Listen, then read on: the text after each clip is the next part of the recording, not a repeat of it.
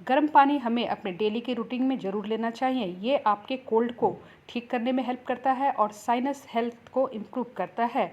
ये आपकी इम्यूनिटी को बूस्ट करता है, आपके बेटर डाइजेशन में हेल्प करता है, गैस, एसिडिटी, ब्लोटिंग और कॉन्स्टिपेशन को भी दूर करने में हेल्प करता है। ये आपके सेंट्रल नर्वस सिस्टम को हेल्दी बनाता है, ब्लड के सर्कुलेशन को अच्छा करता है, साथ ही साथ फैट को रिड्यूस करने में हेल्प करता है और आपके हार्ट को हेल्दी रखता है।